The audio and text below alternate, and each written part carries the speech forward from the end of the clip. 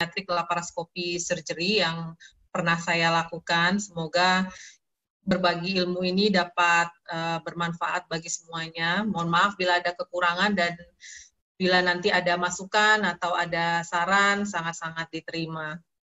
Oke, kita mulai saja presentasinya. Slide. Halo? Ya. Pada kesempatan kali ini saya akan memulai dengan definisi dari laparoskopi surgery sendiri. Jadi definisinya itu adalah minimal invasive surgery. Biasanya banyak orang juga menyebutkan ada band aid surgery, ada keyhole surgery. Jadi sebenarnya teknik modern ini dilakukan itu melalui insisi yang sangat kecil. Biasanya 0,5 sampai 1,5 cm. Kalau laparoskopi tentu bukan elsewhere in the body ya, tapi hanya di abdomen. Biasanya sih kalau anak itu 0,5 sampai 1 cm, tapi kalau dewasa mungkin bisa sampai 1,5 sampai ke 2 cm biasanya. Next slide. Ya, introduction-nya atau perkenalannya, jadi mungkin saya cerita sedikit di sini ya. Jadi akhir-akhir ini memang minimal invasive surgery pada bedah anak, terutama ya yang saya bicarakan di sini, itu lebih populer. Dulu-dulu tidak terlalu populer sebenarnya laparoskopi surgery ini dikerjakan pada bedah anak. Mungkin lebih populer dikerjakan pada bedah dewasa atau bedah umum, ya bedah digestif. Pertama kali sejarahnya pediatrik laparoskopi ini dilakukan oleh Kelling pada tahun 1923. Tetapi penggunaannya tidak meningkat. Bahkan 20 tahun ke depannya itu di komunitas dokter bedah itu hanya digunakan untuk keperluan diagnostik. Jadi tidak digunakan untuk terapi sama sekali untuk kasus-kasus bedah anak. Nah, kemudian laparoskopi surgery ini tentu awalnya lebih berkembang di dewasa dahulu gitu ya.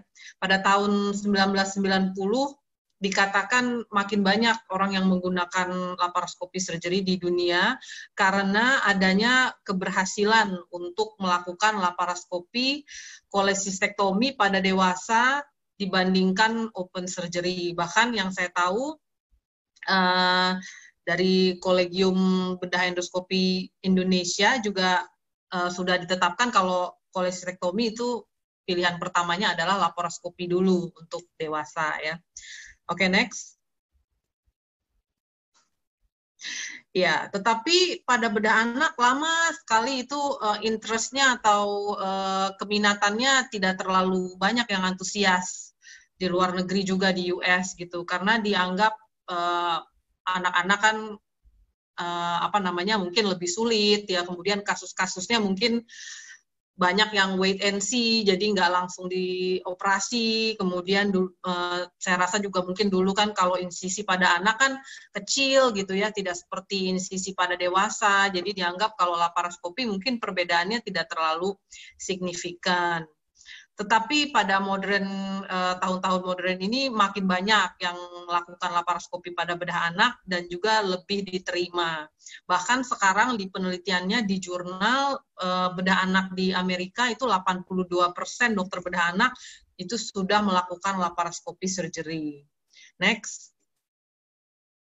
Ya, jadi ini yang menarik untuk saya ya. Jadi mungkin untuk bedah anak sendiri sekarang pertanyaannya adalah bukan lagi apakah laparoskopi ini wajar dilakukan pada anak. Kalau dulu kan mungkin banyak pertanyaannya open surgery aja, tidak usah laparoskopi pada kasus bedah anak gitu, karena mungkin dianggap keuntungannya mungkin tidak terlalu signifikan. Tapi sekarang pertanyaannya justru yang paling penting adalah bukan kapan harus dilakukan pada anak, tapi sebenarnya kasus-kasus apa pada bedah anak yang bisa dilakukan laparoskopi dan lebih menguntungkan dibanding dengan open surgery. Next slide. Ya, jadi ini saya ambil dari satu jurnal ya. Memang pengalaman juga mengajarkan saya, biasanya orang tua itu pasti dia pinginnya kan anaknya merasa nyaman, kemudian lukanya kecil gitu ya, atau bahkan tidak ada luka sama sekali, karena dianggap kalau dia tidak ada luka, jadi mungkin lebih minimal nyerinya gitu, dan lebih nyaman, dan banyak juga orang tua berpikir, saya mau anak saya bekas lukanya juga nggak ada dok, gitu. Jadi scarless surgery itu biasanya lebih banyak menguntungkan dan biasanya juga menarik bagi para orang tua karena dianggap lebih nyaman atau setelah operasinya lebih baik dibandingkan mungkin yang operasinya lukanya lebih besar. Next slide. Ya, oke. Sekarang setelah introduction kita maju ke prinsip ya. Jadi ya saya membacakan dulu teorinya di sini ya. Jadi laparoskopi surgery itu sendiri adalah memasukkan suatu teleskop, yang pertama adalah untuk visualisasi. Nah, gunanya port itu kemudian kita masukkan setelah port kamera, kita masukkan untuk port instrumen ya. Nah, port instrumen itu bisa kita gunakan untuk keperluan terapi atau keperluan biasanya diagnostik. Nah, laparoskopi surgery ini dilakukan under general anesthesia, jadi harus bius umum. Biasanya pada bedah anak, ya itu yang kita gunakan kalau instrumennya itu ukuran 2 mili, 3 mili, dan 5 mili. Mungkin di Indonesia yang lebih familiar 3 mili dan 5 mili. 2 mili mungkin jarang ya. Sedangkan untuk teleskop atau untuk kameranya itu 5 mili dan 10 mili. Nah, untuk teleskop kameranya itu sendiri paling umum kita masukkan di umbilikus. Kenapa? Karena dianggap kamera itu teleskop adalah yang lebih besar dibanding instrumen, dan bila kita memasukkannya di area umbilikus itu biasanya lukanya lebih minimal atau tidak terlihat. Nah, kemudian setelah memasukkan teleskop, semua gambar akan tervisualisasi di televisi monitor, baru kita setelah itu memasukkan instrumen. Next. Nah, untuk instrumen sendiri, itu biasanya berapa banyak instrumen port yang dimasukkan, itu tergantung terapi atau operasi, ya maksud saya operasi yang akan kita lakukan.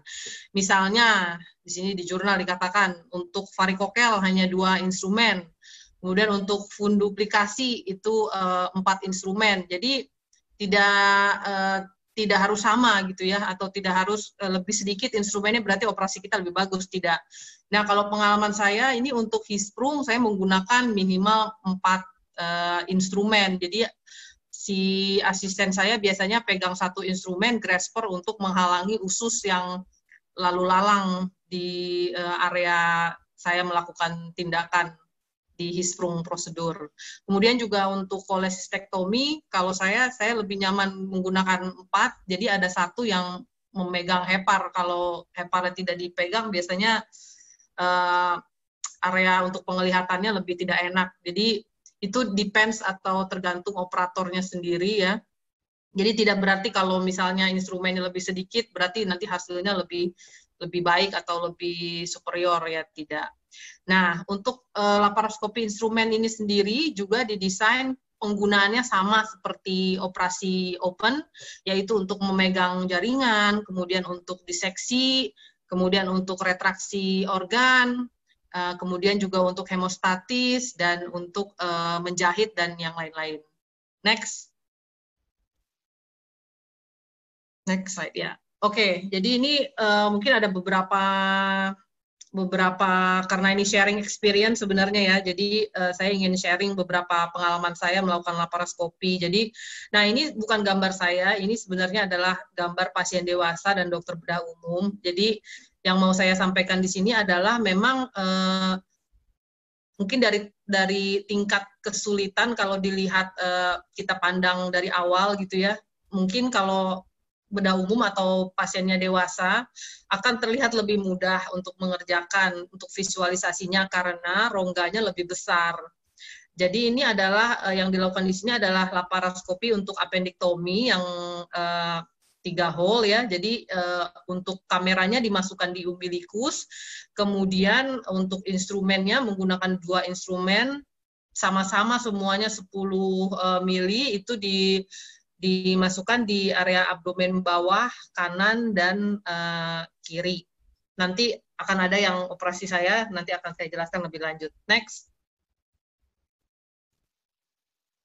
Ya, jadi untuk memulai tindakan laparoskopi, biasanya kita harus tahu dulu instrumen ya untuk laparoskopi. Seperti di sini mungkin ada monitor gitu ya. Kemudian ini ada kamera, kemudian ada instrumen-instrumen yang lain. Di sini ada Grasper, ada Maryland. Mungkin sebelum operasi atau untuk para dokter bedah yang ingin memulai operasi laparoskopi, tentu kita harus perkenalan memahami dulu untuk ininya instrumennya ya, bagaimana memegang grasper, bagaimana misalnya mau menggunting gitu ya, jadi mungkin harus nyaman dulu. Next. Ya, ini mungkin tadi sudah dibahas ya, pediatrik laparoskopi biasanya menggunakan instrumen yang 2 mili, 3 mili, dan 5 mili. Biasanya sih yang sering saya gunakan 3 mili dan 5 mili. Kemudian untuk yang 10 mili, ini saya gunakan biasanya untuk keperluan yang lebih kompleks, misalnya stapler usus endolaparoskopi. Jadi itu memang belum ada yang 5 mili, jadi kita pakai yang 10 mili atau saya pakai yang 10 mili. Saya nggak tahu kalau teman-teman udah mungkin ada stapler yang lebih kecil mungkin ya yang 5 mili. Kemudian juga instrumen lain yang kita harus familiar atau bisa menggunakan adalah mungkin untuk hemostatik ya, keperluan hemostatik. Atau disebut mungkin teman-teman sering dengar mungkin harmonic scalpel. Next. Ya, ya masih perkenalan ini ya, masih perkenalan instrumen ya, nanti akan dibahas juga lebih lanjut jenis-jenis trokar. Nah, ini trokar ya, bentuknya seperti ini, ada yang ada pisau atau ada yang bladeless ya. Kemudian ini sebelah kanan ada grasper. Grasper itu adalah untuk memegang jaringan. Biasanya kalau yang untuk pemegang usus itu kita graspernya dia tidak ada gigi gitu ya. Terus kemudian ada gunting ya, atau ada juga disektor atau kita sebut ini untuk diseksi jaringan ya, atau ada yang disebut juga Maryland ya. Next. Ya, ini saya share gambar ini. Jadi ini tahun 2013 awal-awal saya pertama kali mungkin pengalaman di laparoskopi ya. Ya saya jujur memang saya awal-awal juga terkendalanya adalah instrumennya biasanya besar, panjang. Saya menggunakannya instrumen dewasa yang 10 mili. Jadi kalau nggak ada gitu ya, mungkin kalau anaknya besar, waktu itu saya tetap menggunakan instrumen yang 10 panjangnya 10 diameter 10. Jadi untuk instrumen dewasa. Jadi untuk anak-anak yang lebih besar mungkin dapat menggunakan instrumen ini juga ya. Jadi mungkin kalau pesan saya kepada dokter bedah yang baru mau memulai laparoskopi, mungkin jangan ya segala sesuatunya harus dimulai gitu ya. Jadi nggak apa-apa misalnya instrumennya, terutama mungkin untuk bedah anak, mungkin instrumennya nggak ada ya. Mungkin bisa menggunakan dulu instrumen dewasa untuk kasus-kasus yang mungkin anak-anak yang lebih besar. Jadi itu nggak apa-apa misalnya APP atau usus buntu ya, jadi yang mungkin anak yang lebih besar 10 tahun atau 12 tahun, saya rasa itu juga tidak apa menggunakan instrumen yang dewasa, kecuali kalau kasus yang spesifik atau neonatus, tentu kita butuh instrumen yang buat bayi ya, atau yang lebih kecil. Oke, next slide. Ya, ini hanya gambar stapler usus ya, jadi memang saya pernah gunakan untuk hisprung ya, memang ini karena diameternya 10, jadi terasa besar sekali gitu ya, dan panjang. Next. Ya, ini juga, ini hanya stapler untuk yang open ya, untuk stapler usus juga yang linear. Next. Ini masih perkenalan instrumen. Nah, ini jadi gambar ini saya bawakan di sini karena ya kalau anak-anak yang toddler atau di bawah 5 tahun atau bayi, mungkin kita juga bagaimana menggunakan laparoskopi kalau misalnya instrumennya untuk dewasa, tentu tidak bisa ya. Kita lihat di sini panjangnya kamera sama dengan panjang bayinya. Jadi memang harus dilihat juga sebelum kita mengerjakan laparoskopi pada bedah anak ya, terutama pada anak yang kecil, itu kita harus lihat juga ke ketersediaan sarana dan prasarananya ya. Belum nanti juga syarat-syaratnya untuk surgical consideration. Next. Oke, ini juga contoh penggunaan laparoskopi yang 3 mili. Ini saya pakainya Teres needle, FRS needle ya maksudnya. Next. Oke, nah sekarang kita ke yang sering banget saya dapat pertanyaan juga ya dari teman-teman juga. Ini untuk anak-anak gimana nih dok? Ininya apa namanya pneumoperitoniumnya? Ini jangan-jangan nanti malah kelebihan atau bagaimana ya? Nah ini pada satu jurnal ini saya mendapatkan jadi dahulu kala itu pernah dilakukan laparoskopi pada anak tapi yang gasless. Jadi dia hanya mengangkat kulit kemudian langsung dimasukkan instrumen ya. Next. Ya, jadi ini dari jurnal ya, yang saya rangkum. Untuk memasukkan tekanan CO2-nya, biasanya kita range dari bayi neonatus itu 6 sampai 12 mm Hg. Biasanya untuk neonate, mungkin bukan neonate ya, saya paling kecil saya melakukan laparoskopi pada bayi 2 bulan, itu saya menggunakannya 6 mm Hg. Nah, di sini sih di jurnal di bawah 15 kg itu tekanannya 8, kemudian 15 kg sampai 40 kg itu 10, kemudian untuk anak yang lebih besar di atas 40 kg itu 12 mm Hg. Kemudian untuk rate insufflation flow-nya itu 1 liter per menit, tapi next slide nanti ada sesuai umur ya. Jadi ada penelitian yang mengatakan juga pada infant 1 bulan sampai 1 tahun itu dia diberikan tekanan 10 mm Hg itu dia tidak ada masalah gitu juga pada systolic pressure-nya. Kemudian juga ada di jurnal mengatakan tidak ada gangguan hemodinamik pada newborn, berarti newborn bayi di bawah sebulan ya, dengan penggunaan insuflasi pressure 8 mm Hg. Next. Nah, ini saya menemukan juga di jurnal, jadi rate-nya itu yang di insuflasinya itu per menit itu 0,3 liter, kemudian di atas 1 tahun itu 0,5, tadi di bawah 1 tahun 0,3, dan bila anaknya lebih besar di atas 5 tahun bisa 1 liter per menit. Next. Nah, sekarang kita masuk ke surgical consideration. Jadi memang operasi laparoskopi mungkin sedikit lebih kompleks dari open gitu ya. Untuk surgical consideration-nya, jadi apa saja yang perlu kita ketahui. Jadi untuk anestesi juga mungkin lebih challenging, karena posisinya mungkin kan dia harus Trendelenburg gitu ya. Juga misalnya pada APP sendiri ya, mungkin para teman sejauh sudah tahu, jadi kepalanya harus posisi di bawah, kemudian dia harus miring gitu ya. Jadi mungkin untuk anestesi, mungkin untuk anak, jadi juga mungkin dia perlu lebih berhati-hati gitu. Nah, kemudian di sini disebutkan untuk baby yang kurang dari 5 kg itu tidak dianjurkan untuk memasukkan port di tengah umbilikus karena ditakutkan nanti akan merusak pembuluh darah di umbilikus. Biasanya sih saya tidak memasukkan di tengah umbilikus, tapi biasanya saya memasukkannya di bawah umbilikus, jadi umbilikalnya aman. Karena yaitu takutnya nanti jadi nekrosis kalau kena vesselnya.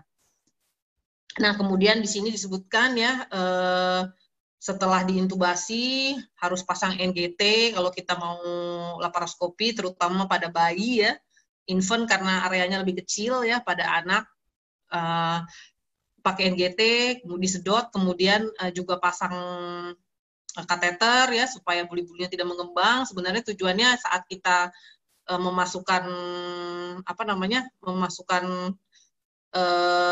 instrumennya itu ya, saat kita memasukkan trokar itu tidak mencederai organ di bawahnya. Kalau saya operasi laparoskopi pada anak yang lebih besar sih biasanya saya tidak pakai NGT atau kateter ya, tapi itu kan operator preference ya.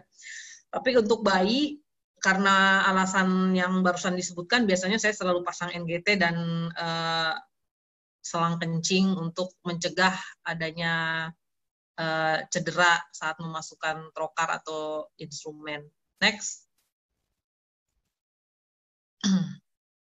Nah, kemudian disebutkan juga di sini ya, kenapa pada bayi-bayi mungkin lebih riskan untuk dilakukan laparoskopi. Jadi dikatakan kalau bayi itu high body surface areanya terhadap massa rasionya itu dia lemak subkutisnya lebih sedikit, jadi dia untuk mempertahankan kehangatan pada badannya itu sulit ya. Operasi open juga pada bayi kan kita juga tahu ya risiko untuk hipotermi.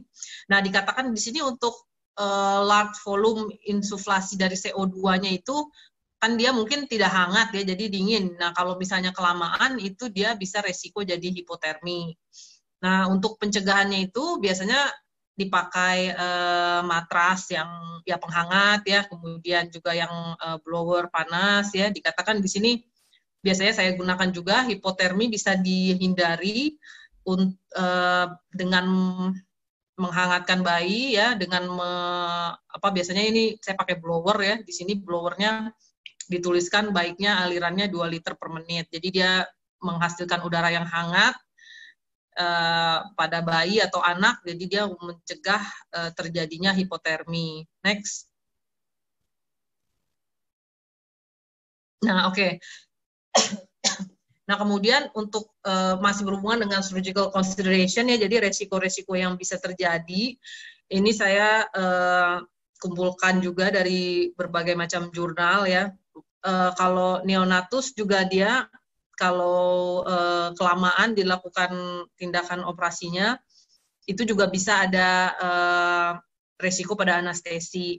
Dikatakan ini ITCO2-nya itu bisa tinggi. Jadi ITCO2 itu adalah konsentrasi dari CO2 saat bernafas. Biasanya itu ada monitornya. Jadi kalau sudah maksimal itu berarti pertanda yang buruk. Kemudian juga ada vascular expansion, kemudian juga risiko yang lain-lain. Nah, ini saya menemukan satu pernyataan di jurnal, jadi baiknya kalau kita mau operasi laparoskopi itu tidak operasi yang sangat-sangat lama ya. Katanya lebih baik dia kalau untuk yang bayi lebih kecil itu hanya 100 menit maksimal. Katanya kalau setelah itu dia akan ada resiko untuk hipotermi, kemudian resiko untuk anestesi, kemudian juga mungkin jadi delay ekstubasinya. Cuman kita balik lagi, kalau menurut saya sih tergantung masing-masing keadaan pasiennya saat itu ya, jadi mungkin bisa didiskusikan dengan tim, dengan anestesi, dengan dokter anak bagaimana resikonya. Next. Ya, ini kita masuk ke indikasi. Nah, indikasi dari laparoskopi sendiri, yang pertama tentu untuk diagnostik ya. Jadi misalnya ada nyeri perut yang tidak dapat diketahui lewat pemeriksaan penunjang gitu ya. Jadi mungkin bisa dilakukan laparoskopi diagnostik. Kemudian juga misalnya ada kecurigaan malignansi. Kemudian adanya inguinal hernia, misalnya kita mau diagnostik ada nggak celah atau open processus vaginalis. Kemudian tentu untuk teman-teman pasti juga tahu ya, untuk UDT yang tidak terdeteksi atau curiga ada dalam abdomen ya, unpalpable UDT. Kemudian kita mau diagnosa juga intersex ya atau DSD. Adanya organ genitalia interna ya, kita bisa lihat lewat laparoskopi.